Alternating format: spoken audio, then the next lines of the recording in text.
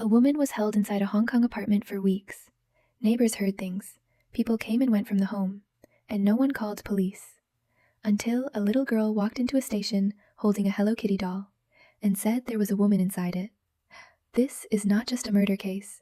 This is a case of prolonged captivity, torture, humiliation, and the terrifying reality of how invisible a person can become before the world notices they're gone. This is the case of Fan Man Yi. Before we begin, I will be saying Fan Man Yi's name. However, for the people responsible for this crime, I may use simpler names or avoid saying certain names entirely. Some names are difficult for me to pronounce clearly, and I want the focus to remain on Fan and what she endured. So if you hear alternative names or fewer names mentioned, that is intentional. This case involves prolonged torture, sexual violence, psychological abuse, and death. I will describe what happened because the truth matters, but I will not include every explicit detail in order to keep this video respectful and platform safe. If this topic is too heavy for you, please take care of yourself and click off now. With that said, let's begin.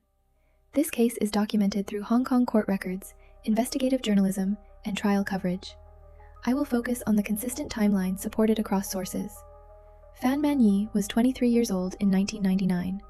Her life had been unstable for years. She struggled with addiction, had a history of homelessness, and survived through sex work. She moved between people, places, and situations that were not safe. She was vulnerable, and the people who crossed her path knew it. In March 1999, Fan encountered a man she had previous dealings with. He claimed she owed him money. He invited her to an apartment to settle it. She went with him. Inside that apartment were two other men. Fan did not leave that apartment for weeks. At first, she was threatened and intimidated. Then she was beaten. Then the abuse became something far more disturbing. She was forced to stay inside a small room, denied freedom, denied proper food, denied rest. She was humiliated repeatedly. The men treated her like entertainment, bringing others to watch, to participate, to laugh. Days turned into a routine of cruelty. Fan's body began to weaken. She became thinner, slower, quieter.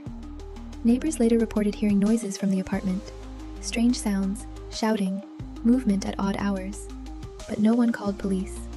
People came in and out of that home while Fan was still inside, and the abuse kept escalating.